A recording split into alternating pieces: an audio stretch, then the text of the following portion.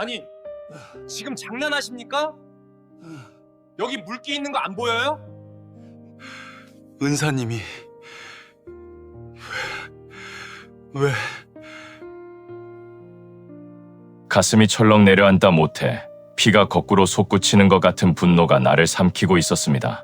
내 평생 가장 존경하던 분, 진흙탕 속에 처박혀 있던 내 인생을 기꺼이 두 손을 뻗어 건져 올려주셨던 나의 하늘 같은 은사님.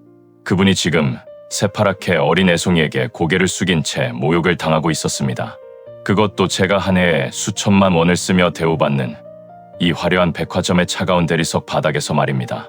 이 이야기는 가장 초라한 모습으로 40년 만에 제 앞에 나타나신 은사님과 그분의 굽은 등을 짓밟으려 했던 오만한 세상을 향해 제가 가진 모든 것을 던져 통쾌하게 되갚아드린 어느 찬란했던 봄날의 기록입니다. 지금 시작하겠습니다. 나이 60을 훌쩍 넘기고 나니 세상 이치에 어느 정도 무뎌졌다고 생각했습니다. 젊은 시절 쉼 없이 달리며 사업을 일궜고 이제는 제법 남부럽지 않은 노후를 보내고 있으니까요. 사람들은 저를 보고 성공한 인생이라고들 합디다. 제법 여유도 생겼고 남들에게 아쉬운 소리 하지 않고 살 정도는 되었으니 틀린 말은 아닐 겁니다. 그날은 유난히도 햇살이 눈부신 날이었습니다. 오랜 지인과 백화점 최고 등급 고객들만 들어갈 수 있다는 VVIP 라운지에서 차를 한잔하기로 한 날이었죠. 정갈하게 옷을 차려입고 여유로운 발걸음으로 백화점 안으로 들어섰습니다. 눈이 부실 정도로 반짝이는 샹들리에, 잔잔하게 흐는 클래식 음악, 그리고 고객을 향해 허리를 굽혀 인사하는 직원들. 그곳은 밖의 치열한 세상과는 철저히 분리된 그야말로 우아하고 평화로운 성벽 안쪽 같았습니다. 라운지가 있는 최상층으로 올라가기 위해 엘리베이터 쪽으로 향하던 중이었습니다. 고급 브랜드 매장들이 늘어선 복도 한쪽, 화장실로 이어지는 좁은 통로에서 날카로운 고성이 들려왔습니다. 아니, 지금 장난하십니까? 여기 물기 있는 거 안 보여요? 너무도 신경질적이고 날 선 목소리, 평화로운 백화점의 공기를 날카롭게 찢는 그 소리에 저도 모르게 발걸음을 멈추고 고개를 돌렸습니다. 그곳에는 말끔한 정장 차림을 한 20대 후반쯤 되어 보이는 젊은 매장 직원이 팔짱을 낀 채 누군가를 향해 윽박 지르고 있었습니다. 그리고 그 직원의 시선 끝 차가운 바닥에는 낡고 빛바랜 회색 작업복을 입은 청소부 노인이 엉거주춤한 자세로 서 있었습니다. 한 손에는 물기가 뚝뚝 떨어지는 대걸레를 쥐고 다른 한 손으로는 굽은 허리를 받친 채 말입니다. 백발이 성성한 노인은 자기 자식보다도 한참 어려 보이는 직원 앞에서 연신 고개를 조아리고 있었습니다. 아이고, 미안합니다. 내 눈이 침침해서 미처 그쪽 물기를 못 봤네요. 얼른 다시 닦겠습니다요. 노인의 목소리는 형편없이 떨리고 있었습니다. 하지만 젊은 직원은 화가 풀리지 않은 듯 오히려 언성을 더 높였습니다. 눈이 침침하면 집에서 쉬셔야지. 왜 나와서 남의 영업장 앞에서 민폐를 끼치냐고요. 고객이 걷다가 미끄러져서 다치면 할아버지가 책임지실 거예요? 예, 직원의 입에서 나오는 말들은 비수처럼 날카로웠습니다. 그 모진 말들을 고스란히 맡고 있는 노인의 앙상한 어깨가 잘게 떨리는 것이 멀리 서 있는 제 눈에도 선명하게 보였습니다. 참으로 보기 불편한 광경이었습니다. 아무리 서비스업이고 청결이 중요하다지만 저렇게까지 모욕을 줄 일인가 싶어 미간이 찌푸려졌지요. 가서 한마디 거들어야 하나 속으로 생각하며 두어 걸음 다가서던 찰나였습니다. 정말 미안합니다. 내가 늙어서 주책을 부렸소. 당장 물기 하나 없이 닦아 놓을 테니 노여움 푸시구려. 노인이 다시 한번 허리를 숙이며 사과하는 순간 저는 망치로 뒤통수를 3개 얻어맞은 것처럼 그 자리에 우뚝 멈춰 서고 말았습니다. 미안합니다. 노여움 푸시구려. 그 떨리는 음성, 묘하게 끝을 내려서 말하는 저 특유의 억양. 40년이라는 긴 세월이 흘렀어도 제 귓가에, 아니 제 심장 깊은 곳에 생생하게 각인되어 있는 바로 그 목소리였습니다. 철없고 방황하던 학창시절, 엇나가던 저를 붙잡고 눈물로 훈계하시던 세상에서 가장 따뜻하고 엄격했던 그 목소리. 아닐 거야. 그럴 리가 없어. 심장이 미친 듯이 뛰기 시작했습니다. 저는 홀린 사람처럼 떨리는 다리를 이끌고 노인을 향해 천천히, 아주 천천히 다가갔습니다. 치아가 흐려지고 손끝이 파르르 떨려왔습니다.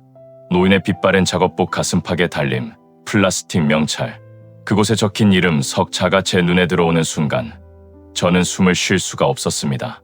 명찰에 새겨진 세 글자 최동철. 그 익숙하고도 그리운 이름을 두 눈으로 확인한 순간이었습니다. 제 심장은 마치 벼락이라도 맞은 것처럼 쿵 하고 바닥으로 곤두박질 쳤습니다. 주변의 시간은 차갑게 얼어붙었고 세상의 모든 소리가 아득하게 멀어지는 것만 같았지요. 현기증이 이러하마터면 그 자리에 주저앉을 뻔했습니다. 어떻게 그분이 여기에 계신단 말입니까?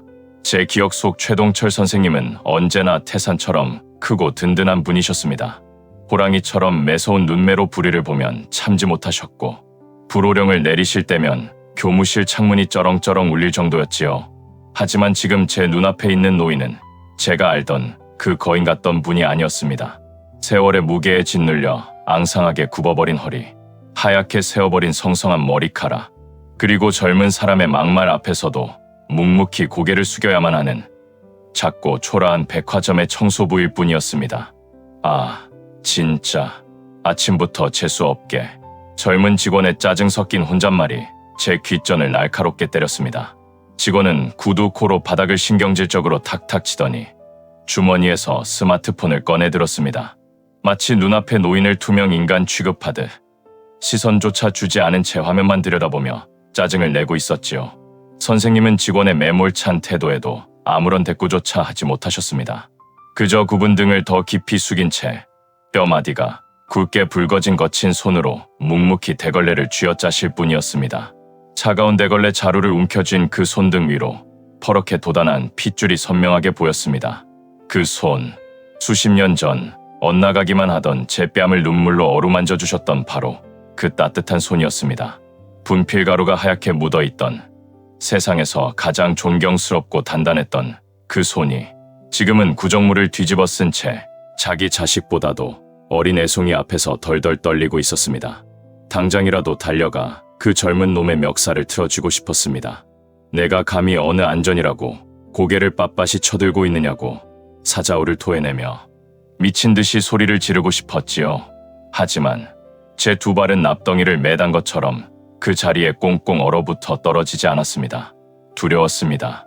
가장 초라하고 비참한 순간에 가장 빛나고 화려한 모습의 제자와 마주치는 것.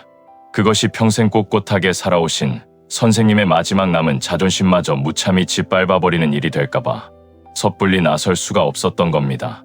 성공한 사업가랍시고 최고급 맞춤 정장을 빼입고 서 있는 제 모습이 이 순간만큼은 너무나도 원망스럽고 수치스러웠습니다. 아유, 다 닦았습니다. 이제 지나가셔도 됩니다요. 죄송했습니다. 선생님이 간신히 허리를 펴며 직원을 향해 다시 한번 멋쩍게 웃으며 고개를 숙이셨습니다. 그러나 직원은 고맙다는 말은커녕 대걸레에서 나는 냄새가 역겹다는 듯 코를 틀어주었습니다. 그리고는 선생님의 어깨를 밀치듯 스쳐 지나가며 경멸 어린 시선을 툭 던졌지요. 어휴, 노인네 냄새. 늙었으면 제발 집에서 쉬지. 왜 꾸역꾸역 기어나와서 물을 흐려. 직원의 입에서 튀어나온 그 잔인한 한마디. 그 말을 듣는 순간 제 안에서 위태롭게 버티고 있던 이성의 끈이 툭 하고 끊어져 버렸습니다. 머릿속이 하얗게 비워지고 온몸의 피가 거꾸로 솟구치며 심장이 터질 듯이 요동치기 시작했습니다.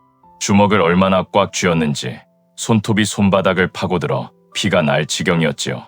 밀쳐진 충격에 비틀거리며 벽을 짚는 선생님의 처연한 뒷모습 위로 40년 전 폭우가 쏟아지던 그날의 기억이 거센 파도처럼 밀려오기 시작했습니다. 1980년 제가 18살이던 해의 봄은 유난히도 비가 잦았습니다. 삐걱거리는 낡은 나무 복도에서는 늘 비에 젖은 퀴퀴한 실내와 냄새가 났습니다. 그 냄새는 마치 지독한 가난처럼 제 몸에 들러붙어 떨어지지 않았지요. 당시 제 세상은 온통 시커먼 잿빛이었습니다. 시장 구석에서 쪼그려 앉아 나무를 파시던 홀어머니, 비가 오면 천장에서 물이 새던 단칸방. 세상은 불공평했고 저는 그 억울함을 주먹으로밖에 풀 줄 모르는 들개 같은 놈이었습니다. 학교에서 저는 이른바 구제불능이었습니다. 하루가 멀다 하고 크고 작은 싸움질을 벌였고 수업 시간엔 맨 뒷자리에 엎드려 세상 모든 것을 저주했습니다. 교실 공기조차 저를 숨 막히게 했으니까요. 다른 선생님들의 시선은 언제나 차가웠습니다. 제 앞에서는 타이르는 척 하셨지만 돌아선 뒤에는 늘 똑같은 말씀을 하셨습니다. 저 녀석은 싹수가 노랗다. 어차피 소년원이나 갈 놈이니 신경 쓰지 마라. 그 모멸감 섞인 수군거림을 들을 때면 제 마음속에는 더 지독한 도끼가 차올랐습니다. 어차피 쓰레기 취급을 받을 바엔 진짜 쓰레기가 되어주겠다고 악을 썼지요. 그렇게 하루하루 스스로를 망가뜨리며 벼랑 끝으로 달려가고 있었습니다. 그런 제 앞을 가로막아 선 유일한 분, 바로 학생 주임이었던 최동철 선생님이셨습니다. 선생님의 별명은 미친 호랑이였습니다. 키는 훌쩍 크셨고 눈썹이 짙어 인상이 아주 매서운 분이셨지요. 규율을 어긴 학생들에게는 가차없이 불호령을 내리셨고 선생님의 굵은 몽둥이 찜질은 학교 일대의 전설이었습니다. 아이들은 선생님의 헛기침 소리만 들어도 쥐 죽은 듯 엎드렸습니다. 저 역시 선생님 앞에서는 감히 고개를 쳐들지 못했지요. 하지만 선생님의 매질은 다른 교사들과 달랐습니다. 그저 화풀이를 하거나 저를 귀찮은 쓰레기 취급하며 때리는 것이 아니었습니다. 종아리에 피멍이 들도록 매를 드신 날이면 선생님의 숨소리가 유난히 거칠게 떨렸습니다. 내 놈 인생은 내 놈 거다. 남들이 포기한다고 너까지 널 포기해. 이 못난 놈아. 제 종아리를 치시던 선생님의 눈동자가 되레 붉게 충혈되어 있던 것을 저는 똑똑히 기억합니다. 매를 맞으면서도 이상하게 서럽고 또 이상하게 가슴 한구석이 찌릿찌릿 아파왔습니다. 나를 포기하지 말라는 그 투박한 고함 소리가 얼어붙은 제 마음에 균열을 내기 시작했던 무렵이었습니다. 그러던 어느 날 기어코 제 인생을 송두리째 뒤흔들 대형 사고가 터지고 말았습니다. 제 낡고 다 떨어진 운동화를 두고 반에서 떵떵거리던 부잣집 아들 녀석이 시비를 걸어왔습니다. 그 녀석은 제 신발을 발로 툭툭 차며 시장에서 나물 파는 우리 어머니까지 들먹이며 조롱했습니다. 거지 냄새가 난다며 코를 쥐어막는 그 녀석의 비열한 웃음을 본 순간 저는 이성을 잃고 말았습니다. 눈을 떠보니 교실은 아수라장이 되어 있었고 그 녀석은 피투성이가 된 채 바닥에 쓰러져 있었습니다. 주변 아이들은 공포에 질려 저를 괴물 보듯 피했지요. 결국 저는 교무실로 질질 끌려갔습니다. 사태는 걷잡을 수 없이 심각했습니다. 다친 녀석의 아버지는 지역에서 내로라 하는 유지였고 당장 학교로 쫓아와 제게 구속시키겠다며 길길이 날뛰었습니다. 교장 선생님과 다른 교사들은 이참에 학교의 골칫거리였던 저를 완전히 쫓아내기로 작정했습니다. 이참에 퇴학 처리합시다. 저런 폭력적인 놈을 어떻게 학교에 둡니까? 당장 경찰에 넘기세요. 비바람이 매섭게 교무실 창문을 때리던 오후였습니다. 저는 무릎을 꿇은 채 바닥만 노려보았습니다. 변명할 기운도 없었습니다. 그래, 내 인생은 여기까지다. 어차피 이렇게 끝날 거였어. 체념하며 입술을 꽉 깨물고 있던 바로 그 순간 쾅! 교무실 문이 부서질 듯 열리며 비에 흠뻑 젖은 최동철 선생님이 거친 숨을 몰아쉬며 뛰어들어오셨습니다. 선생님의 두 눈은 분노인지 슬픔인지 모를 붉은 핏발이 서 있었습니다. 선생님은 바닥에 웅크린 저를 힐끗 내려다보시더니 다짜고짜 교장 선생님과 그 부잣집 학부모가 서 있는 곳을 향해 성큼성큼 걸어가셨습니다. 그리고 다음 순간 교무실에 있던 모든 사람들은 자신의 눈을 의심할 수밖에 없는 충격적인 광경을 목격하게 되었습니다. 선생님은 걸음을 멈추시더니 망설임 없이 그 차가운 교무실 바닥에 털썩 무릎을 꿇으셨습니다. 양복 바지가 물기를 머금어시커멓게 젖어드는 것도 개의치 않으셨습니다. 교무실 안의 공기가 일순간 숨 막힐 듯 얼어붙었지요. 교장 선생님도 길길이 날뛰던 학부모도 당황하여 뒷걸음질을 쳤습니다. 평소 자존심 세기로 유명했던 미친 호랑이 최동철 선생님이 새파랗게 어린 학생의 일로 무릎을 꿇다니요. 교장 선생님, 그리고 아버님, 제가 이 녀석 담임으로서 똑바로 가르치지 못한 탓입니다. 이 모든 것이 제 불찰입니다. 선생님의 목소리는 비에 젖은 듯 축축하게 떨리고 있었습니다. 하지만 그 눈빛만큼은 맹수처럼 형형하게 빛났지요. 저 녀석, 겉으로는 저렇게 독을 품고 가시를 세우고 있지만 속은 한없이 여린 놈입니다. 어머니 호강시켜드리겠다고 남몰래 밤잠 설치며 막노동판 뛰는 놈입니다. 신발장에 숨겨둔 녀석의 다해진 양말을 한 번이라도 보셨습니까? 가난하다고, 배운 것 없다고 조롱당하는 녀석의 상처를 들여다보신 적이 있으십니까? 선생님의 피토하는 듯한 절규가 텅 빈 교무실을 쩌렁쩌렁 울렸습니다. 저는 고개를 숙인 채 어깨를 들썩이며 소리 죽여 울기 시작했습니다. 태어나서 처음이었습니다. 누군가 제 억울함을, 제 비루한 현실을 이토록 뜨겁게 변호해 준 것은요. 한 번만, 딱 한 번만 기회를 주십시오. 제가 책임지겠습니다. 제 교사직을 걸고서라도 이 녀석 사람 만들겠습니다. 경찰에 넘기는 것만은, 퇴학만은 제발 거두어 주십시오. 선생님은 바닥에 이마가 닿을 듯 깊이 고개를 숙이셨습니다. 그 강직했던 분이 볼품없는 저 하나 살려보겠다고 그렇게 자존심을 꺾고 계셨습니다. 학부모는 기가 찬 듯 혀를 찼지만 선생님의 그 서슬 퍼런 진심 앞에서는 더 이상 험한 말을 쏟아내지 못했습니다. 교장 선생님 역시 긴 한숨을 내쉬며 고개를 돌리셨지요. 결국 기적처럼 저는 무기정학이라는 처벌로 학교에 남을 수 있었습니다. 정학 기간 동안 선생님은 하루도 거르지 않고 저희 집 판잣집을 찾아오셨습니다. 어머니가 시장에 나가 계신 빈방에서 선생님은 제 곁에 앉아 말없이 책을 건네주셨습니다. 수학책도 국어책도 아닌 위인전과 시집들이었습니다. 주먹으로 세상을 이길 수는 없다. 철수야. 머리를 채우고 마음을 단단하게 만들어야 진짜 어른이 되는 거다. 선생님의 투박한 손이 제 머리를 쓰다듬을 때마다 제 안에 맺혀있던 도끼들이 봄눈 녹듯 스르르 풀려나가는 것을 느꼈습니다. 그때 결심했습니다. 다시는 이분을 실망시켜 드리지 않겠다고. 이분 앞에서는 부끄럽지 않은 사람이 되겠다고 말입니다. 그 후로 제 삶은 완전히 180도 달라졌습니다. 주먹질을 멈추고 악착같이 책상머리에 앉았습니다. 남들이 비웃든 말든 귀를 막고 활자를 파고들었습니다. 선생님은 교무실로 저를 불러 모아 늦은 밤까지 보충 지도를 해주셨고 대학 원서를 쓸 때도 당신의 일처럼 이리저리 뛰어다니셨습니다. 그렇게 진흙탕에서 허우적대던 저를 선생님은 당신의 온몸에 진흙을 묻혀가며 기어코 무트로 끌어올려 주셨던 겁니다. 지금 제가 입고 있는 최고급 슈트, 제가 쌓아 올린 번듯한 사업체, 이 모든 것은 40년 전 비 내리는 교무실에서 무릎을 꿇으셨던 그분의 숭고한 희생 위에 세워진 것이었습니다. 선생님이 아니었다면 저는 아마 차가운 감방 바닥을 뒹굴거나 거리의 불황자가 되어 있었겠지요. 그런데 저를 사람으로 만들어 주신 그 귀한 분이, 제 인생의 나침반이자 신과 같았던 그분이, 어휴, 노인네 냄새. 늙었으면 제발 집에서 쉬지. 40년 전 기억이 거두어지며 다시 현실이 눈앞에 들어찼습니다.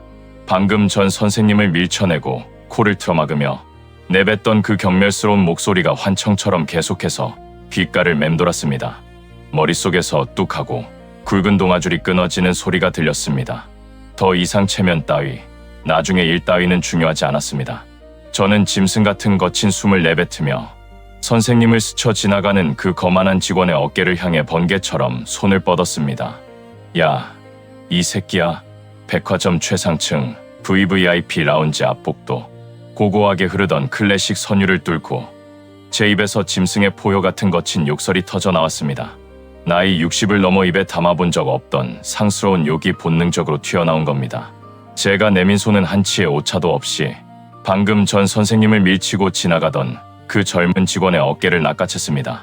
얼마나 세게 움켜쥐었는지 녀석의 고급스러운 정장 재킷이 구겨지며 우두둑하는 섬뜩한 소리가 났습니다. 아얏, 뭡니까 당신? 갑작스러운 완력에 몸이 휙 돌아간 직원은 눈을 동그랗게 뜨고 저를 노려보았습니다. 저의 최고급 맞춤, 정장과 번듯한 행색을 훑어보더니 함부로 대할 사람은 아니라고 판단했는지 당황한 기색이 역력했지요. 하지만 불쾌한 감정은 숨기지 못하고 언성을 높였습니다. 손님, 왜 이러시는 겁니까? 갑자기 사람을 왜 잡고 그러세요? 내 놈이 방금 밀친 저 어르신께 당장 무릎 꿇고 사과해. 제 눈에서는 말 그대로 불꽃이 튀고 있었습니다. 녀석의 어깨를 쥔 소나귀의 힘을 더 꽉 주자 직원은 고통스러운 신음을 내뱉으며 몸을 비틀었습니다. 아프다고요. 이거 놓으세요. 이 노인네가 덜 닦은 물기 때문에 내가 넘어질 뻔한 건데 왜 손님이 나서서 행패입니까? 보안 요원 부르기 전에 빨리 놓으세요. 적반하장도 유분수지. 끝까지 자신의 잘못을 뉘우치지 않는 녀석의 뻔뻔함에 저는 헛웃음이 났습니다. 그 오만한 얼굴에 주먹을 날리고 싶은 충동을 가까스로 억누르며 저는 천천히 고개를 돌려 벽에 기대어 서 계신 선생님을 바라보았습니다. 손님, 아니, 저기, 냅둬유. 젊은 양반이 내 때문에 다칠라. 내가 잘못한 거 맞으니께 어서 가던 길 가시구려. 선생님은 행여나 저 때문에 큰 싸움이라도 날까봐 사색이 되어 손사래를 치셨습니다. 방금 전까지 자신을 벌레 취급하던 직원을 감싸며 오히려 저를 만류하시는 그 모습, 40년 전 비 내리는 교무실에서 무릎을 꿇고 저를 변호하시던 그때와 어쩌면 이리도 똑같으신지 순간 억눌러 왔던 눈물이 왈칵 쏟아질 것만 같아 저는 입술을 꽉 깨물었습니다. 그리고 다시 과거의 어느 점심시간 제게 잊지 못할 온기를 전해주셨던 선생님의 모습을 떠올렸습니다. 고등학교 2학년, 제가 간신히 퇴학을 면하고 학교 생활을 이어가던 때였습니다. 집안 형편은 여전히 바닥을 기고 있었지요. 어머니가 싸주실 도시락 반찬이라곤 쉬어 터진 김치나 무말랭이가 전부였습니다. 그마저도 없는 날이 허다했죠. 점심시간이 되면 아이들이 모여 도시락 뚜껑을 여는 달그락거리는 소리가 제겐 세상에서 가장 듣기 싫은 소리였습니다. 하얀 쌀밥에 계란말이, 소시지 반찬을 싸 온 친구들 곁에서 쉰내나는 도시락을 꺼내놓는 것은 사춘기 소년에게 참기 힘든 곤욕이었습니다. 그래서 저는 늘 점심시간 종이 치자마자 수도가로 달려가 물배를 채우거나 운동장 구석 스탠드에 누워 햇살을 피하며 허기를 달래곤 했습니다. 그러던 어느 날이었습니다. 그날도 어김없이 빈속에 물만 채우고 교실로 돌아왔는데 제 책상 서랍 속에 낯선 양은 도시락 하나가 덩그러니 놓여 있었습니다. 잘못 놓인 건가 싶어 주변을 두리번거렸지만 텅 빈 교실엔 저 혼자뿐이었습니다. 조심스럽게 뚜껑을 열어보니 하얀 쌀밥 위에 노랗게 잘 구워진 달걀 부침이 예쁘게 올려져 있었습니다. 그 옆으로는 짭조름한 장조림과 멸치볶음이 가지런히 담겨 있었지요. 침이 꼴깍 넘어가는 그 환상적인 광경 앞에서 저는 잠시 얼어붙고 말았습니다. 그리고 도시락통 아래에 깔린 작은 쪽지를 발견했습니다. 투박하지만 힘있는 필체. 철수야, 밥 거르지 마라. 남자는 속이 든든해야 세상을 버티는 법이다. 선생님이셨습니다. 호랑이 같던 우리 최동철 선생님. 가슴이 뻐근해졌습니다. 누가 볼세라 허겁지겁 달걀 부침을 입에 밀어 넣었습니다. 입안 가득 퍼지는 고소한 기름 냄새와 따뜻한 밥알의 온기. 그것은 단순한 한 끼 식사가 아니었습니다. 세상의 차가운 시선에 얼어붙어 있던 제 마음을 녹여주는 세상에서 가장 따뜻하고 든든한 위로였습니다. 그날 이후로도 종종 제 서랍에는 선생님의 도시락이 놓여 있었습니다. 선생님은 단 한 번도 생색을 내거나 아는 척하지 않으셨습니다. 복도에서 마주치면 평소처럼 엄한 표정으로 헛기침을 하실 뿐이었죠. 하지만 저는 알았습니다. 그 도시락은 선생님 사모님께서 새벽같이 일어나 싸주신 귀한 음식이라는 것을, 그리고 박봉의 교사 월급을 쪼개어 제 목까지 챙겨주신 그 마음이 얼마나 크고 무거운 것인지를요.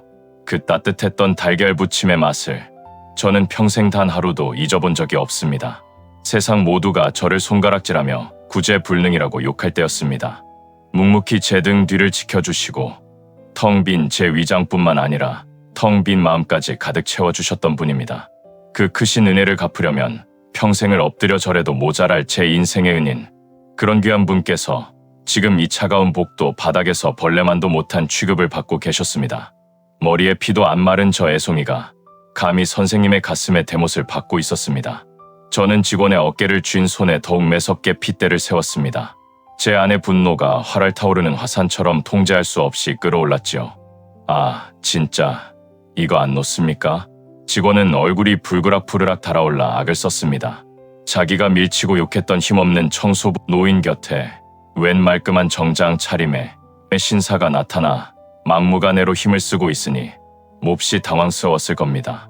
내 입으로 직접 사과하기 전까지는 절대 못 놓는다. 대체 어디서 배운 버르장머리야. 제 목소리가 텅 빈 VVIP 라운지 앞 복도를 쩌렁쩌렁 울렸습니다. 지나가던 다른 고객들이 놀라서 힐끗거리며 쳐다봤지만 제게 주변의 시선 따위는 안중에도 없었습니다. 그때였습니다. 아이고, 손님, 제발 고정하셔요. 제 팔을 다급하게 끌어당기는 투박하고 거친 손길이 느껴졌습니다. 고개를 돌려보니 선생님께서 사색이 된 얼굴로 저를 만류하고 계셨지요. 나 잘리면 안 돼요. 우리 마누라, 병원비랑 약값 대려면 이 일이라도 꼭 붙어 있어야 한단 말이에요. 내가 눈이 어두워서 잘못한 거니께 제발 그냥 조용히 가셔요. 사모님의 약값. 그 단어가 제 심장을 예리한 비수처럼 후벼 팠습니다. 40년 전 가난한 제자 몰래 새벽잠을 설치며 정성스레 도시락 반찬을 만들어 주셨던 사모님. 그 천사 같고 인자하시던 사모님께서 큰 병에 걸려 편찮으시다는 사실에 억장이 무너져 내리는 것 같았습니다. 평생을 교단에서 바른 길만 가르치셨던 대조 같은 분이었습니다. 단 한 번도 남에게 굽히지 않던 자존심을 버리고 아내의 약값을 벌기 위해 이 끔찍한 모욕을 다 견뎌내고 계셨던 겁니다. 그 처절한 삶의 무게 앞에 저는 입술을 질근질근 깨물며 소리 없는 피눈물을 삼켜야만 했습니다. 거 봐요. 본인이 잘못했다고 하잖아요. 직원은 선생님의 굽신거리는 태도에 더욱 기고만장해져서 쏘아붙였습니다. 당신들 일행입니까? 나 참 아침부터 별 재수 없는 인간들을 다 보겠네. 빨리 안 꺼져요. 당장 보안팀 불러서 업무 방해로 경찰에 넘기기 전에 직원은 급기야 손가락질까지 해가며 저희 두 사람을 싸잡아 모욕했습니다. 그 천박하고 오만한 눈빛을 정면으로 마주하는 순간 제 마음속 깊은 곳에서 차갑고 서늘한 결심이 섰습니다. 그래, 내 놈이 그토록 떠받드는 돈과 개그, 그 알량한 권력이란 게 대체 무엇인지 오늘 내 두 눈으로 똑똑히 보여주마. 이 잘난 백화점의 밑바닥을 모조리 까발려 주겠다고 뼈저리게 다짐했지요. 저는 잡고 있던 직원의 어깨를 거칠게 팍 밀쳐냈습니다. 직원은 꼴사납게 뒤로 비틀거리며 대리석 벽에 부딪혔습니다. 저는 품속 안주머니에 손을 넣어 조심스럽게 지갑을 꺼냈습니다. 심장은 터질 듯 뛰고 손끝이 미세하게 떨리고 있었지만 제 눈빛만큼은 한겨울의 얼음장처럼 차갑게 가라앉아 있었지요. 직원은 구겨진 옷깃을 신경질적으로 털어내며 헛웃음을 흘리더라고요. 뭡니까? 돈으로 덮으시려고요. 지갑은 왜 꺼내십니까? 여기가 무슨 시장통 바닥인 줄 아십니까? 저는 녀석의 비아냥거림에 일절 대꾸하지 않았습니다. 그저 지갑을 열고 가장 깊숙한 안쪽 칸에 소중하게 꽂혀있던 단 한 장의 카드를 천천히 뽑아들었지요. 은은한 무광의 검은색 표면, 연간 수십억 원 이상을 결제하는 최상위 0.1%의 초우량 고객에게만 발급된다는 VVIP 블랙카드. 이 백화점의 점장조차도 이 카드를 쥔 고객 앞에서는 90도로 허리를 굽혀야 하는 바로 그 절대적인 무기였습니다. 저는 그 묵직한 블랙카드를 쥔 손을 들어 올려 오만방자한 직원의 코앞으로 바짝 가져다 댔습니다. 그리고 녀석의 흔들리는 두 눈을 똑바로 응시하며 낮고 차분하지만 뼛속까지 시리도록 서늘한 목소리로 내뱉었습니다. 보안팀, 부를 필요 없어. 당장 너희 점장 내 앞으로 튀어오라고 해. 제 낮고 차가운 호령이 떨어짐과 동시에 저는 손에 쥐고 있던 블랙카드를 녀석의 가슴팍을 향해 툭 던지듯 내밀었습니다. 직원은 얼떨결에 카드를 받아들고는 미간을 잔뜩 찌푸리더군요. 처음엔 그저 진상 고객이 흔해 빠진 신용카드나 내밀며 울음장을 놓는 줄 알았을 겁니다. 하지만 녀석의 시선이 카드 표면에 닿는 순간 그 오만하던 표정에 서서히 균열이 가기 시작했습니다. 은은하게 빛나는 무광의 검은색, 그 한가운데 새겨진 백화점 최상위 등급 VVIP 로고, 그리고 그 밑에 금박으로 선명하게 박혀있는 제 이름 석자. 그것은 이 백화점에서 연간 수십억 원을 써야만 줄 수 있는 권력의 상징이었습니다. 일개 매장 직원은커녕 웬만한 백화점 임원들도 평생 구경 한번 하기 힘들다는 전설의 블랙카드였지요. 직원의 입술이 파르르 떨리기 시작했습니다. 녀석의 두 눈은 당장이라도 튀어나올 것처럼 커져서 블랙카드와 제 얼굴을 번갈아 쳐다보며 경악을 금치 못하고 있었습니다. 방금 전까지 사람을 잡아먹을 듯 날뛰던 기세는 온데간데 없이 사라지고 두려움에 질린 짐승처럼 숨소리조차 제대로 내지 못하더라고요. 왜 위조 카드 같냐? 제가 싸늘하게 한마디 던지자 직원은 감전이라도 된 듯 화들짝 놀라며 뒷걸음질을 쳤습니다. 아닙니다. 그럴 리가요. 저 손님, 아니 고객님, 제가 방금 큰 실수를. 녀석의 이마에 식은땀이 송글송글 맺히는 것이 보였습니다. 덜덜 떨리는 두 손으로 블랙카드를 쥐고 어쩔 줄 몰라 하는 그 비굴한 꼴을 보니 오히려 제 속에서 더 큰 분노가 치밀어 올랐습니다. 방금 전 선생님을 밀치고 짐승만도 못한 취급을 하던 그 표독스러운 얼굴은 다 어디로 갔단 말입니까? 이 알량한 플라스틱 쪼가리 한 장이 도대체 뭐라고? 사람의 구분 등은 하찮게 여기면서 돈과 권력 앞에서는 납작 엎드리는 저 천박한 속물이 너무나 역겨웠습니다. 됐고, 당장 점장 호출해. 내 입으로 두 번 말하게 하지 마라. 제 목소리에는 일말의 자비도 없었습니다. 직원은 다급하게 허리춤에 찬 무전기를 빼들었지만 당황한 나머지 손이 덜덜 떨려 무전기를 바닥에 떨어뜨리고 말았습니다. 바닥을 구르는 무전기 소리에 소란을 눈치채고 복도 끝에서 뛰어오던 매장 매니저와 다른 직원들이 흠칫 놀라 멈춰 섰습니다. 그들 역시 제 손에 쥐어진 블랙카드와 사색이 되어 벌벌 떠는 직원을 보고는 사태의 심각성을 직감했겠지요. 고객님, 정말 죄송합니다. 제가 대신 사과드리겠습니다. 매니저가 숨을 헐떡이며 달려와 제 앞에서 허리를 90도로 꺾었습니다. 하지만 제 눈에는 그들의 사과가 결코 진심으로 보이지 않았습니다. 그들은 자신이 범한 잘못에 대해 용서를 구하는 것이 아니라 그저 제 손에 들린 블랙카드가 불러올 후폭풍이 두려워 엎드리고 있을 뿐이었습니다. 사과, 내 놈들이 나한테 사과할 게 뭐가 있지? 저는 매니저를 서늘하게 쏘아보며 되물었습니다. 너희들이 모욕한 건 내가 아니라 바로 여기 서 계신 이 어르신이다. 나한테 고개 숙일 시간에 저분께 먼저 무릎 꿇고 용서부터 비는 게 순서 아니냐. 제 불호령의 매니저와 직원들은 약속이나 한 듯 고개를 돌려 선생님을 바라보았습니다. 하지만 그들의 눈빛에는 여전히 당혹감만 서려 있을 뿐 노인에게 진심으로 사과하려는 기색은 보이지 않았습니다. 그들은 뼛속까지 사람을 돈과 계급으로 나누는 이 백화점의 천박한 자본주의에 찌들어 있었던 겁니다. 손님, 아니, 저기요. 제발 그만해요. 나 진짜 일 잘리면 우리 마누라 약값 감당이 안 되는데. 선생님은 여전히 상황 파악을 못하신 채 사시나무 떨듯 떨며 제 옷소매를 부여잡으셨습니다. 세상 모두가 두려워하는 VVIP 고객 앞에서도 선생님의 머릿속에는 오로지 아픈 아내의 약값 걱정뿐이었습니다. 그 절박하고도 처절한 한마디가 다시 한번 제 가슴을 예리한 칼날처럼 후벼 파고 들어왔습니다. 제 옷소매를 꽉 쥐고 계신 선생님의 두 손, 수십 년 전 칠판을 두드리며 백무가루가 하얗게 묻어있던 그 단단했던 손에는 어느새 시커먼 구정물과 굳은 살만이 훈장처럼 남겨져 있었습니다. 저는 떨리는 숨을 깊게 내쉬며 제 소매를 쥐고 있는 선생님의 그 거친 두 손을 제 양손으로 조심스럽게 감싸 쥐었습니다. 얼음장처럼 차갑게 식어버린 그 손끝에서 평생을 바르게 살아오신 노스승의 처절한 삶의 무게가 고스란히 전해져 왔습니다. 어르신, 아무 걱정하지 마십시오. 저는 애써 눈물을 삼키며 최대한 부드럽고 차분한 목소리로 말씀드렸습니다. 오늘 어르신 일자리 잃으시는 일 절대 없을 겁니다. 아니, 앞으로 이 백화점 그 누구도 어르신을 함부로 대하지 못하게 만들 겁니다. 제가 제 모든 것을 걸고 약속드립니다. 선생님은 제 말에 어리둥절한 표정을 지으셨습니다. 생면부지의 VVIP 고객이 도대체 왜 자신을 이토록 감싸고 도는지 영문을 모르겠다는 눈빛이셨지요. 그저 불안한 듯 끔벅이는 선생님의 주름진 눈매를 마주하니 당장이라도 무릎을 꿇고 선생님, 저 철수입니다.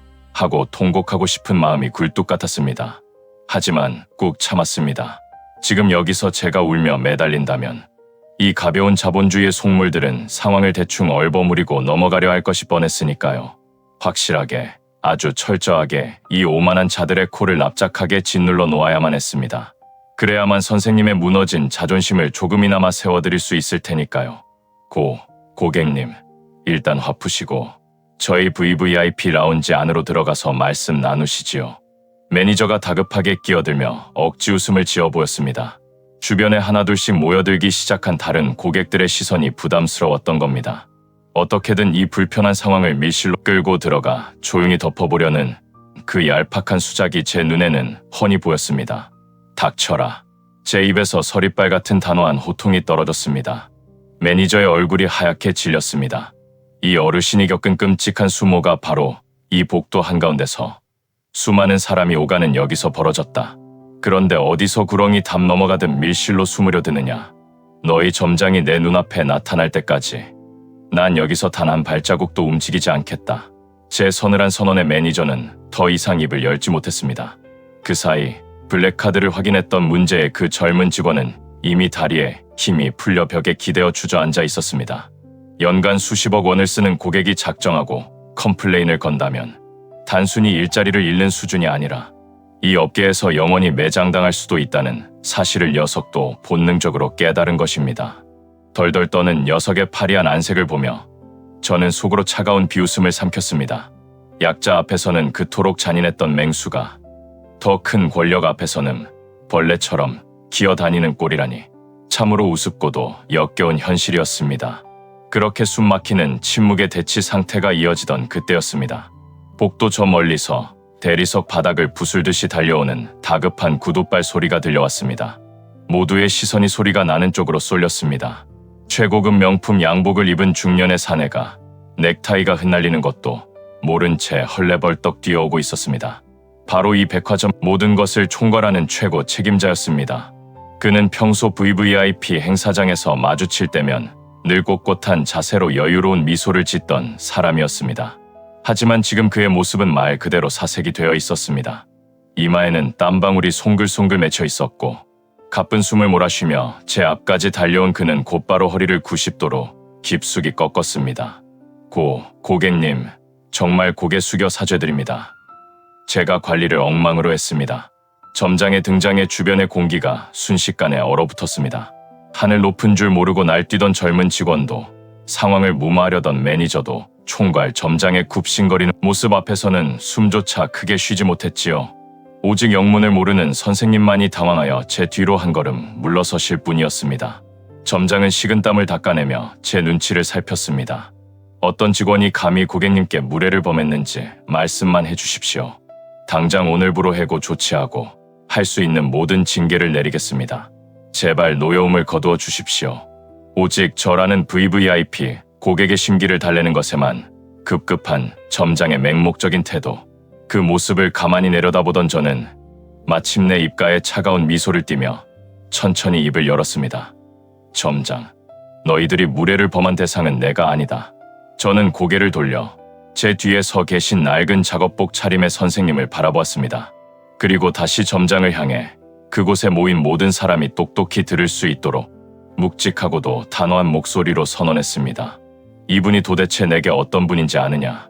이분은 당신들이 함부로 윽박지르고 벌레 취급해도 되는 그런 하대 인력이 아닙니다. 진흙탕 속에 처박혀 있던 내 비루한 인생을 건져 올려주신 하늘 같은 내 은인이란 말입니다. 제 입에서 터져나온 천둥 같은 호통, 그 선언이 복도에 쩌렁쩌렁 울려 퍼지던 순간이었습니다.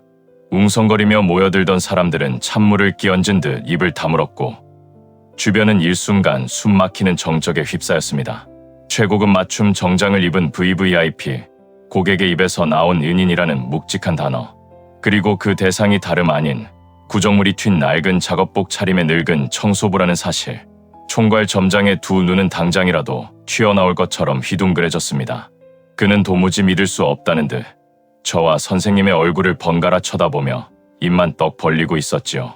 돈의 논리로만 굴러가는 그의 비좁은 머리통으로는 도저히 이 기막힌 상황에 앞뒤가 맞추어지지 않았을 겁니다.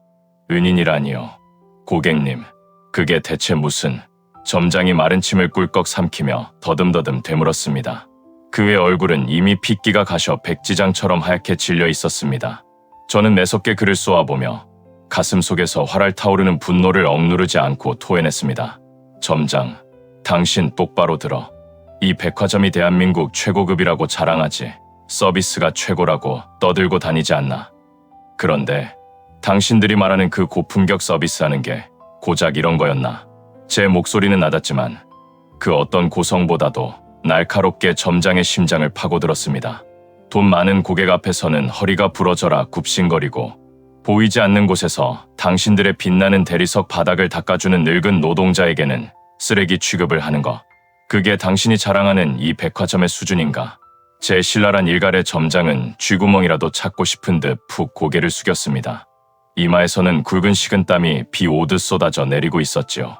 저기 벽에 기대어 주저앉아 있는 저 젊은 직원 놈을 보란 말이다. 저는 덜덜 떨며 사색이 되어 있는 그 젊은 직원을 손가락으로 정확히 가리켰습니다. 녀석은 제 손길이 닿자마자 마치 저승사자와 눈이라도 마주친 것처럼 흠칫 놀라며 몸을 움츠렸습니다. 저 새파랗게 어린 놈이 자기 아버지 뻘도 넘는 이 어르신께 어떻게 했는지 알아? 바닥에 물기가 조금 남았다는 이유로 고함을 지르고 윽박지르고 급기야 어르신을 밀치고 냄새가 난다며 모욕을 줬어. 고객이 다치면 책임질 거냐면서 윽박지르더군. 제 말이 한마디 한마디 이어질 때마다 점장의 안색은 흑빛으로 변해갔습니다. 그는 치밀어 오르는 화를 참지 못하고 바닥에 주저앉은 직원을 향해 고개를 휘둘렸습니다. 야, 이 미친 새끼야. 내가 제정신이야. 당장 이리 튀어오지 못해. 점장의 불호령이 떨어졌습니다. 직원은 다리에 힘이 풀려 제대로 일어서지도 못한 채 네 발로 짐승처럼 기다시피 하여 점장 앞으로 다가왔습니다. 조금 전까지 선생님을 향해 눈을 부라리던 그 오만방자한 모습은 흔적조차 없었지요. 눈물 콧물로 범벅이 된 비참하고 찌질한 낯장만이 남아 있었습니다. 점장님, 제가 죽을 죄를 지었습니다. 정말 저 어르신이 VVIP 고객님의 지인인 줄은 꿈에도. 닥쳐. 내 놈이 지금 입이 10개라도 할 말이 있어. 우리 백화점 얼굴에 먹칠을 해도 유분수지. 점장은 직원의 뺨이라도 올려붙일 기세로 손을 번쩍 치켜들었습니다. 철저한 꼬리 자르기. 모든 책임을 말단 직원에게 덮어씌우고 자신은 빠져나가려는 전형적이고도 비겁한 관리자의 모습이었지요. 저는 그 역겨운 연극을 더 이상 지켜볼 수가 없었습니다. 그 손 내려. 제가 싸늘하게 명령하자 점장의 손이 허공에서 멈칫했습니다. 어디서 어쭙잖게 쇼를 하고 있어. 저 녀석 하나 때려잡는다고 끝날 일 같아. 저 직원이 괴물이 된 건 바로 내 놈들이 그렇게 가르쳤기 때문이다. 돈이 안 되는 인간은 짓밟아도 된다고. 이 백화점에 썩어빠진 공기가 저 녀석에게 속삭인 거란 말이다. 제 호통에 점장은 치켜들었던 손을 슬그머니 내리며 꿀먹은 벙어리가 되었습니다. 저는 다시 숨을 크게 한번 들이마셨습니다. 그리고 제 등 뒤에서 이 모든 믿기지 않는 상황을 지켜보고 계시던 선생님을 향해 천천히 몸을 돌렸습니다. 고객님, 대체 이게 다 무슨... 선생님은 혼란스러운 눈빛으로 저를 올려다보셨습니다. 당신을 위해 세상에서 가장 힘센 권력자들을 발밑에 무릎 꿇린 이 낯선 신사가 대체 누구인지 짐작조차 하지 못하시는 표정이었습니다. 저는 선생님의 그 깊게 파인 주름을 마주하는 순간 억눌러왔던 울음이 목구멍까지 차오르는 것을 느꼈습니다. 점장, 똑똑히 들으세요. 저는 선생님을 향해 있던 몸을 다시 점장 쪽으로 매섭게 돌리며 쐐기를 박듯 잘라 말했습니다. 이 어르신이 내 지인이라서 화가 난 게 아니다. 내 은인이라서 분노하는 게 아니란 말이다. 너희들의 그 오만한 태도, 약자를 향한 그 끔찍한 폭력성이 역겨워서 견딜 수가 없는 거다. 제 목소리에는 단호한 분노가 서려 있었습니다. 점장은 제 서슬 퍼런 기세에 눌려 옴짝달싹 못하고 연신 허리를 굽히며 식은땀만 줄줄 흘릴 뿐이었습니다. 이 어르신이 닦아놓은 깨끗한 바닥 위를 걸어다니며 월급을 받는 놈들이 어떻게 그 노동의 가치를 쓰레기 취급할 수가 있나. 당신들이 입에 달고 사는 그 고객 만족이라는 게 고작 이런 분들의 희생과 눈물 위에서 쌓아올린 모래성이었나. 제 꾸짖음에 복도를 가득 채웠던 무거운 정적이 한층 더 짙어졌습니다. 구경하던 사람들도 숙연해진 얼굴로 저와 점장을 번갈아 보았지요. 어떤 이는 고개를 끄덕이며 제 말에 무언의 동조를 보내기도 했습니다. 점장은 기어들어가는 목소리로 변명을 시도했습니다. 고객님, 그게 아니오라. 저희 백화점 방침이 결코 그런 것은 아닙니다. 오해. 방금 내 눈앞에서 똑똑히 벌어진 일인데 오해라고? 저는 코웃음을 쳤습니다. 좋다. 내 놈들이 얼마나 대단한 분을 모욕했는지 다시 한번 똑똑히 알려주지.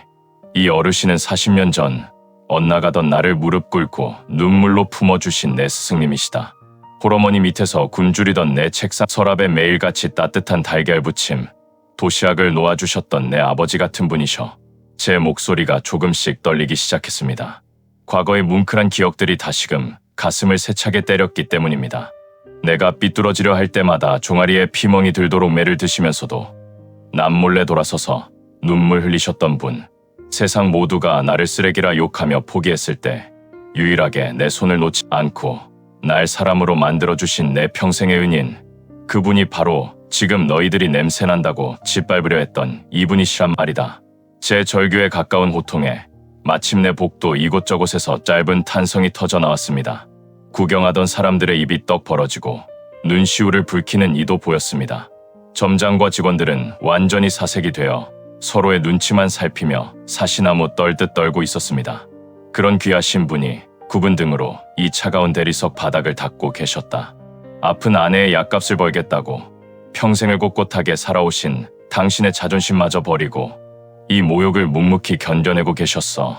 그런데 너희들이 감히 이분을 함부로 대해? 제 눈에서 결국 참았던 눈물이 한 방울 흘러내렸습니다. 저는 더 이상 말을 잇지 못하고 입술을 꽉 깨물었습니다. 점장, 똑바로 명심해. 오늘 일, 내 절대 그냥 넘어가지 않는다. 저 직원놈은 물론이고 이런 쓰레기 같은 직원 교육을 방치한 너에게도 끝까지 책임을 묻겠다. 당장 본사 대표 번호 대. 본사 대표라는 말에 점장은 결국 완전히 무너져 내리고 말았습니다. 그는 다리에 힘이 풀린 듯 바닥에 털썩 무릎을 꿇으며 두 손을 싹싹 빌기 시작했습니다. 고객님, 제발 한 번만 선처해 주십시오. 제가 다 책임지겠습니다. 당장 저 직원 해고하고 청소 용역 업체 직원분들 처우 개선도 확실하게 약속드리겠습니다. 제발 본사에는 최고급 맞춤 정장을 입고 엎드려 비는 백화점 총괄 점장, 그리고 그 뒤에서 넋이 나간 듯 주저앉아 덜덜 떠는 젊은 직원, 방금 전까지 가장 높은 곳에서 군림하던 자들이 이제는 가장 밑바닥에 엎드려 자비를 구하고 있었습니다. 그 완벽하게 뒤바뀐 상황 앞에서 저는 차갑게 내려다보며 마지막 쐐기를 박을 준비를 했습니다. 바닥에 납작 엎드린 총괄 점장의 정수리를 가만히 내려다보았습니다. 최고급 포마드 기름을 발라 한치의 흐트러짐 없이 정갈하게 빗어 넘겼던 머리카락이 지금은 비 오듯 쏟아지는 식은땀에 젖어 흉하게 헝클어져 있었지요. 평소 백화점의 제왕처럼 여유롭게 군림하던 그의 처참한 꼴을 보니 가슴 한구석에서 묘한 허탈감이 밀려왔습니다. 결국 이들이 덜덜 떨며 두려워하는 것은 저라는 사람의 인격이나 분노가 아니라 오직 제 지갑 속에 들어있는 돈의 권력일 뿐이라는 사실이 씁쓸했기 때문입니다. 일어나라. 보기 흉하다. 제 차가운 한마디에 점장은 흠칫 놀라며 고개를 들었습니다. 하지만 저는 여전히 서리빨 같은 눈빛으로 그를 내려다볼 뿐이었습니다. 나한테 100번, 1000번 무릎 꿇어봐야 아무 소용없다. 내가 아까 분명히 말하지 않았나. 당신들이 진심으로 사죄하고 용서를 빌어야 할 대상은 내가 아니라고. 제 턱끝이 묵묵히 가리키는 곳. 그곳에는 이 벼락같이 쏟아지는 사태의 혼비백산하여 여전히 엉거주춤 대걸레를 쥐고 서 계신 저의 은사님, 최동철 선생님이 계셨습니다. 상황을 파악한 점장은 무릎을 꿇은 그 상태 그대로 엉금엉금 기어서 선생님의 발밑으로 방향을 틀었습니다. 그리고는 먼지가 뽀얗게 내려앉은 선생님의 낡은 작업화에 닿을 듯 이마를 바닥에 깊이 조아렸지요. 어르신, 아니, 선생님, 저희 백화점 직원이 감히 천인공노할 무례를 저질렀습니다. 제가 관리를 똑바로 하지 못한 탓입니다.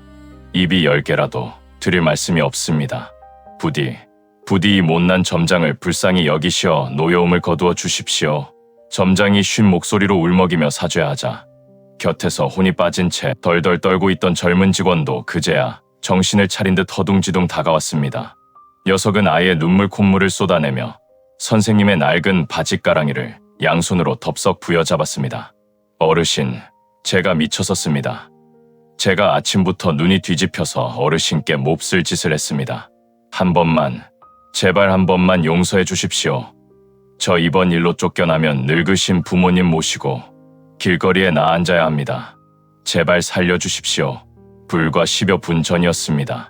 바닥에 물개 하나 남았다고 길길이 날뛰며 힘없는 노인의 몸을 거칠게 밀어붙이던 그 아나무인 애송이, 나이를 먹었으면 냄새 풍기지 말고 집구석에나 있으라며 끔찍한 모욕을 퍼붓던 그 악마 같던 녀석이 이제는 자기 부모님을 들먹이며 살려달라고 애걸복걸하고 있었습니다.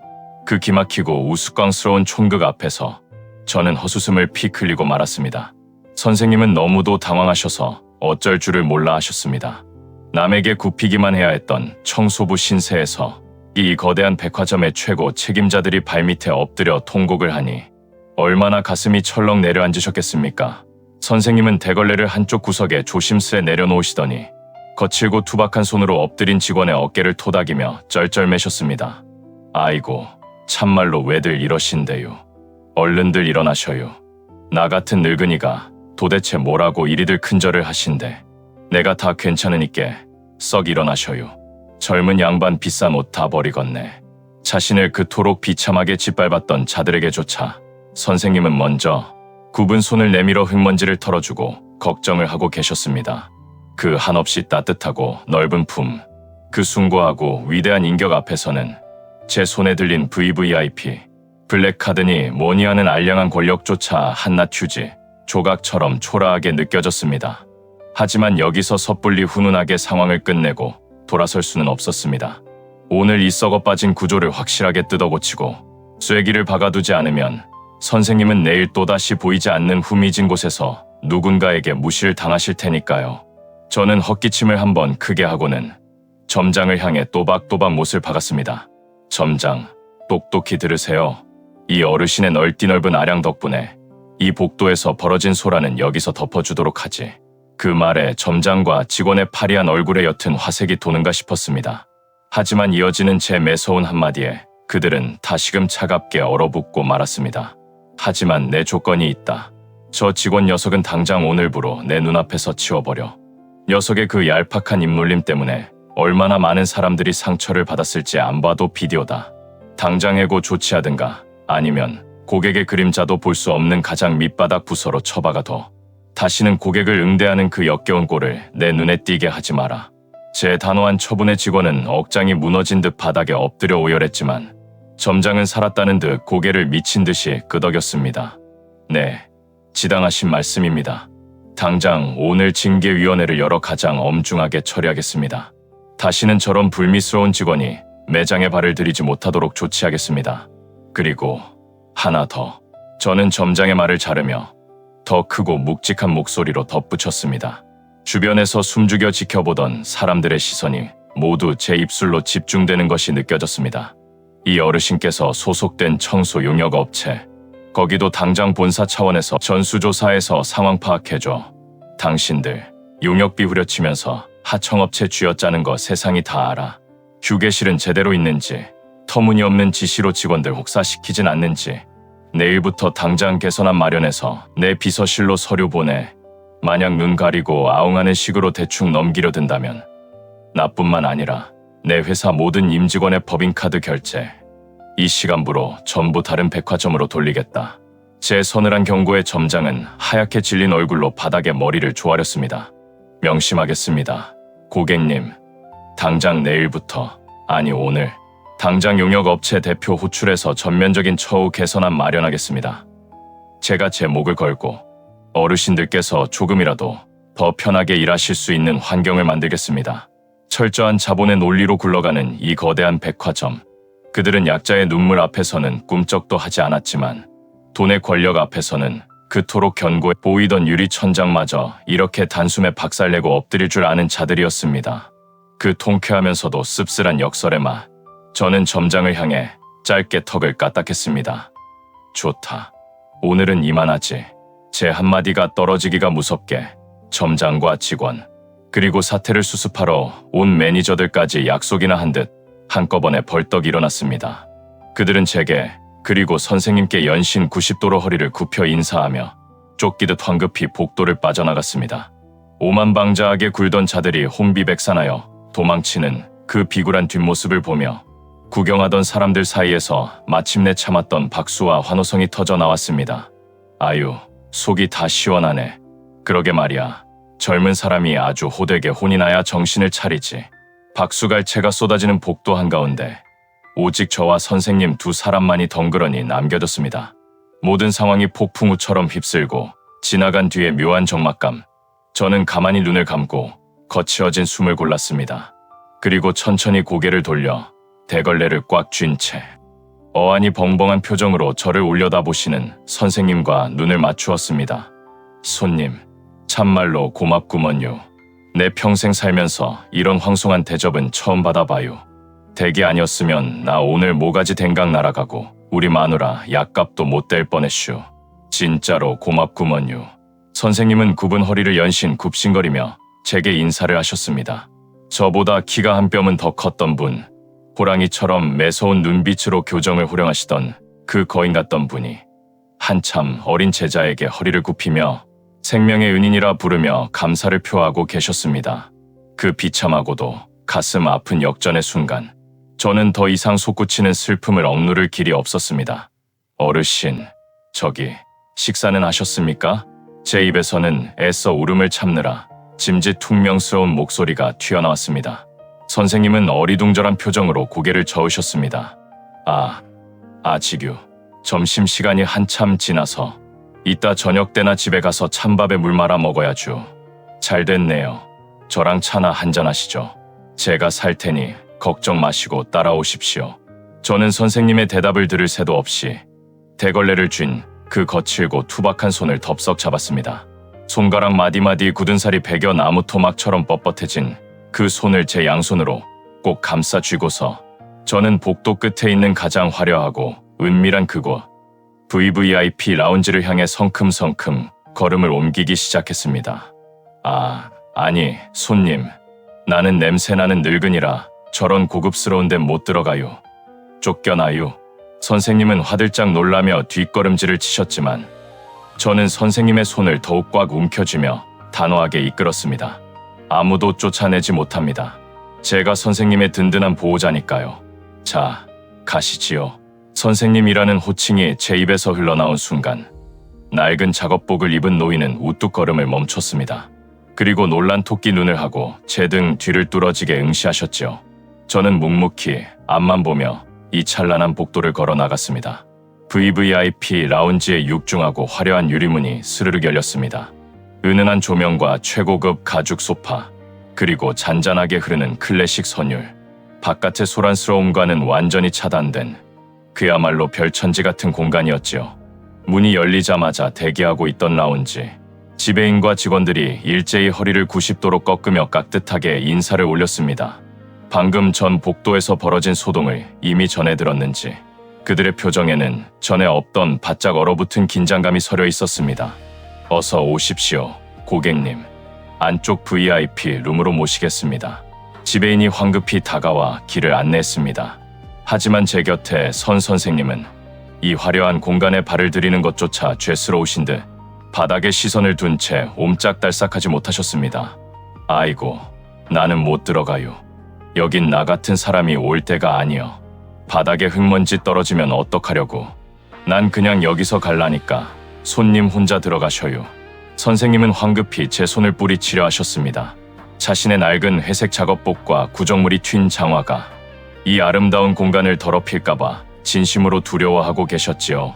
평생을 교단에서 가장 빛나는 별처럼 서 계셨던 분이 어쩌다 이렇게 한없이 작고 초라한 모습으로 주눅이 드셨는지 가슴이 미어지는 것 같아 억지로 숨을 크게 들이마셔야만 했습니다. 어르신, 제발 고집 피우지 마시고 들어오십시오. 오늘 저 바닥에 흙먼지가 떨어지면 제가 이 라운지 소파를 전부 새 것으로 바꿔주겠습니다. 그러니까 아무 걱정 마시고 제 손만 꼭 잡고 따라오십시오. 저는 짐짓 억지를 부리며 선생님의 손을 더욱 단단히 움켜쥐었습니다. 그제야 선생님은 마지못해 제 이끌림에 따라 조심스레 라운지 안으로 발걸음을 옮기셨습니다. 우리는 외부 시선이 완벽히 차단된 가장 안쪽에 아늑한 개별 룸으로 들어갔습니다. 최고급 이탈리아산 가죽 소파가 놓여있는 방이었습니다. 제가 소파를 가리키며 앉으시라 권했지만 선생님은 소파의 고급스러운 자태에 기가 질리신 듯 끝끝내 가장자리에 엉덩이만 살짝 걸치고 앉으셨습니다. 두 손을 무릎 위에 다소곳이 모은 채 연신 주변의 눈치만 살피시는 모습이 참으로 안타까웠지요. 지배인, 여기 가장 따뜻하고 좋은 차로 2잔 내오게. 어르신께서 드시기 편하게 달달한 다과도 함께 준비하고. 네, 알겠습니다. 바로 최고급 쌍화차와 다과 세트를 준비해 올리겠습니다. 지배인이 쏜살같이 룸을 빠져나가고 방 안에는 다시 깊고 무거운 정적이 내려앉았습니다. 저는 맞은편 소파에 앉아 선생님의 굽은 등과 앙상한 어깨, 그리고 깊게 파인 얼굴의 주름들을 가만히 아주 오랫동안 눈에 담았습니다. 세월은 참으로 무심하고 잔인했습니다. 부리를 보면 벼락같이 호통을 치시던 그 매서운 눈매에는 어느덧 짙은 피로와 세월의 풍파만이 내려앉아 있었습니다. 당당하게 펴져 있던 넓은 어깨는 삶의 무게에 짓눌려 형편없이 굽어버렸죠. 하지만 제 눈에는 여전히 40년 전 칠판 앞을 서성이며 우리를 향해 뜨겁게 열변을 토하시던 그 거인 같던 최동철 선생님의 모습이 생생하게 겹쳐 보였습니다. 얼마 지나지 않아 김이 모락모락 나는 진한 쌍화차와 정갈한 다과가 상 위에 차려졌습니다. 자, 어르신, 날이 많이 찹니다. 어서 따뜻하게 몸 좀 녹이십시오. 선생님은 조심스레 찻잔을 들어 호호 불며 한 모금 넘기셨습니다. 따뜻한 차가 온몸을 녹여주자 그제야 바짝 얼어있던 선생님의 얼굴에도 옅은 화색이 도는 듯했습니다.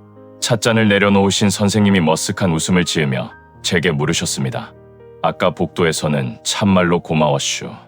나야 뭐 배운 거 없고 가진 거 없는 늙은이니까 일이 무시당하고 살아도 싼디. 댁처럼 점잖고 높으신 분이 나 같은 걸 감싸주려고 그 큰 소란을 피우고 참말로 우째 이 은혜를 갚아야 할지 모르겠구먼요. 선생님은 아직도 제가 그저 정의감 넘치는 지나가던 VVIP 고객인 줄로만 아셨습니다. 그 말씀에 저는 천천히 찻잔을 내려놓고 옅은 미소를 띠며 입을 열었습니다. 은혜라니요. 당치도 않습니다. 제가 오히려 어르신께 갚아야 할 빚이 산더미같이 쌓여있는 거려. 예, 빚이라니요. 나는 댁처럼 귀한 분을 살면서 단 한 번도 뵌 적이 없는디요. 선생님은 두 눈을 둥그렇게 뜨며 놀라셨습니다. 저는 자리에서 천천히 일어나 선생님이 앉아 계신 소파 앞 다탁 쪽으로 한 걸음 다가갔습니다. 그리고 기어코 선생님의 무릎 앞에 제 두 무릎을 꿇고 털썩 주저앉았습니다. 아니, 손님, 지금 뭐 하시는 거요? 얼른 일어나셔요. 선생님은 혼비백산하여 다급히 제 어깨를 잡아 끌어올리려 하셨습니다. 하지만 저는 요지부동이었습니다. 오히려 저를 끌어올리려는 선생님의 거칠고 투박한 두 손을 다시 한번 꼭 쥐었지요. 그리고 촉촉해진 눈으로 선생님을 올려다보며 가슴 속 가장 깊은 곳에 묻어두었던 이야기를 꺼내놓기 시작했습니다. 어르신, 아니, 선생님, 혹시 기억하십니까? 선생님이라니요. 1980년 봄이었습니다. 비가 아주 매섭게 쏟아지던 어느 날이었지요. 교무실에는 억울하게 퇴학을 당할 위기에 처한 18살짜리 삐딱한 문자 놈이 무릎을 꿇고 있었습니다. 교장 선생님도 상대방 학부모도 당장 그놈을 경찰에 넘기라고 길길이 날뛰었지요. 제 말이 이어질수록 선생님의 흔들리던 눈동자가 미세하게 커지기 시작했습니다. 모두가 그 쓰레기 같은 놈을 포기했을 때 빗물에 온몸이 흠뻑 젖은 학생 주임 선생님 한 분이 교무실 문을 박차고 들어오셨습니다. 그리고는 주저없이 바닥에 무릎을 꿇으셨지요. 당신의 교사직을 걸고 이 녀석 사람 만들 테니 제발 한 번만 기회를 달라고. 이 녀석 속은 한없이 여리고 불쌍한 놈이라고 눈물로 호소하셨습니다. 선생님의 입술이 파르르 떨려왔습니다. 어디 그뿐인가요? 집안이 가난해 맨날 수돗물로 배를 채우던 그 못난 놈의 책상 서랍에는 다음 날부터 몰래 놓고 가신 양은 도시락이 들어 있었습니다. 따뜻한 달걀 부침이 예쁘게 올려진 그 도시락. 그 따뜻한 온기가 짐승 같던 놈을 사람으로 만들었고 평생을 바르게 살게 한 인생의 나침반이 되었습니다. 제 목소리는 이미 짙은 울음기로 젖어들고 있었습니다. 선생님은 멍한 눈으로 제 얼굴을 뚫어지게 응시하셨습니다. 40년이라는 아득한 세월의 강을 거슬러 올라가 기억 속 어느 한 자락을 더듬어 찾는 듯한 애처로운 눈빛이셨지요. 저는 흐르는 눈물을 닦을 생각도 하지 못한 채 선생님의 거친 두 손을 제 이마에 가져다 댔습니다. 그리고 마침내 40년 동안 단 하루도 잊어본 적 없는 제 진짜 이름을 입 밖으로 토해냈습니다. 선생님, 1980년 3학년 2반, 반성문 천장을 쓰고도 정신 못 차리던 최고 말썽꾸러기. 침묵이 흐르는 방 안, 제 목소리만이 텅 빈 공기를 갈랐습니다. 저 철수입니다. 선생님이 사람 만들어주신 김철수입니다. 그 순간이었습니다. 선생님의 손끝이 미세하게 떨리는가 싶더니 다탁 위에 놓여있던 찻잔을 툭 치고 말았습니다. 산산조각난 찻잔에서 흘러나온 진갈색 쌍화차가 대리석 바닥을 적시는 소리. 철수. 선생님의 두 눈이 찢어질 듯 커졌습니다. 믿을 수 없다는 듯, 꿈을 꾸고 있다는 듯 저를 바라보는 선생님의 깊게 파인 눈가로 어느새 굵고 뜨거운 눈물방울이 왈칵 쏟아져 내리기 시작했습니다. 내가 정말 철수라고? 산산조각난 찻잔, 대리석 바닥을 뭉근하게 적시는 뜨거운 쌍화차. 하지만 우리 두 사람 중 그 누구도 바닥의 얼룩 따위는 신경 쓰지 않았습니다. 선생님의 덜덜 떨리는 두 손이 허공을 잠시 맴돌았습니다. 그리고 이내 제 뺨을 조심스럽게 어루만지셨지요. 마치 꿈을 꾸는 건 아닌지 신기루를 만지는 건 아닌지 확인하려는 듯한 손길이었습니다. 아이고, 우리 철수. 이렇게 훌륭한 어른이 되었구나. 투박하고 거친 손, 수십 년의 세월이 핥히고 간 굳은 살 박인 그 손길이 제 뺨에 닿는 순간 저는 그만 참았던 울음을 터뜨리며 어린아이처럼 목 놓아 엉엉 울고 말았습니다. 선생님, 죄송합니다. 너무 늦게 찾아뵈어서 정말 죄송합니다. 저는 선생님의 그 거친 두 손을 제 얼굴에 파묻은 채 한참을 오열했습니다. 선생님 역시 제 어깨를 끌어안고 소리 없이 뜨거운 눈물을 쏟아내셨습니다. 최고급 VVIP 라운지의 방 안은 40년 만에 재회한 늙은 스승과 백발이 희끗희끗한 제자의 눈물바다가 되었습니다. 얼마의 시간이 흘렀을까요? 격했던 감정이 조금씩 진정되고 우리는 다시 소파에 마주 앉았습니다. 직원들이 들어와 깨진 찻잔을 치우고 새 차를 내어 올 때까지도 선생님은 제 손을 꼭 잡고 놓지 않으셨습니다. 마치 손을 놓으면 제가 연기처럼 사라져 버릴까봐 두려우신 것처럼 말이지요. 그래, 살다 보니 이런 날도 오는구나. 내가 참 오래 살고 볼 일이다. 선생님은 연신 제 얼굴을 쓰다듬으며 환하게 웃으셨습니다. 하지만 그 웃음 사이로 깊게 파인 주름을 볼 때마다 제 가슴은 시퍼렇게 멍이 드는 것만 같았습니다. 선생님, 대체 어쩌다가 이곳에 계신 겁니까? 저는 애써 목소리를 가다듬으며 가장 묻고 싶으면서도 두려웠던 질문을 조심스레 꺼냈습니다. 평생을 교단에 바치셨지 않습니까? 수많은 제자들에게 존경받으며 편안한 노후를 보내셔야 할 분이 어째서 이런 굳은 일을 하고 계신 건가요? 제 물음에 선생님은 씁쓸한 미소를 지으시며 찻잔을 만지작거리셨습니다.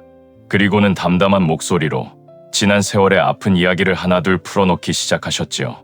세상 일이라는 게 참 내 맘 같지가 않더구나. 선생님은 퇴직 후 평생 모은 연금과 퇴직금으로 조그만 과수원을 하며 소박하게 사셨다고 합니다. 하지만 사람을 너무 잘 믿었던 게 화근이었습니다. 친척 형님의 사업의 보증을 잘못 썼다가 그 빚을 고스란히 떠안게 되신 겁니다. 집도 과수원도 평생을 바쳐 일군 모든 것이 하루아침에 날아갔습니다. 엎친 데 덮친 격으로 사모님마저 큰 병을 얻어 쓰러지셨지요. 가세는 급격히 기울었고 매달 들어가는 엄청난 병원비와 약값을 감당하기엔 턱없이 부족했습니다. 자제분들도 있지 않습니까? 왜 자식들에게 기대지 않으시고? 제가 안타까운 마음에 묻자 선생님은 단호하게 고개를 저으셨습니다. 우리 애들도 제 가정이 있고 팍팍한 세상 살아가느라 하루하루가 전쟁터다. 부모 된 도리로 어찌 자식들 앞길에 짐덩이가 되겠느냐. 내 두 팔과 두 다리가 이렇게 멀쩡한데 무슨 일이든 해서 내 마누라 약값은 내 손으로 벌어야지. 선생님의 굽은 등이 유난히 더 작고 슬퍼 보였습니다. 가난하고 소외된 제자들을 위해 평생을 헌신하셨던 분, 당신 자식들에게조차 짐이 되기 싫어 그 꼿꼿하던 자존심을 꺾고 이 차가운 백화점 바닥을 닦고 계셨던 겁니다. 처음에는 냄새나는 작업복 입고 화장실 청소하는 게 참말로 부끄러웠지. 아는 사람이라도 마주칠까봐 늘 고개를 푹 숙이고 다녔어. 선생님은 허허 하고 실없는 웃음을 흘리셨습니다. 그런데 말이다, 철수야. 땀 흘려 일하고 내 손으로 번 돈으로 우리 마누라 약봉지를 사들고 가는 길.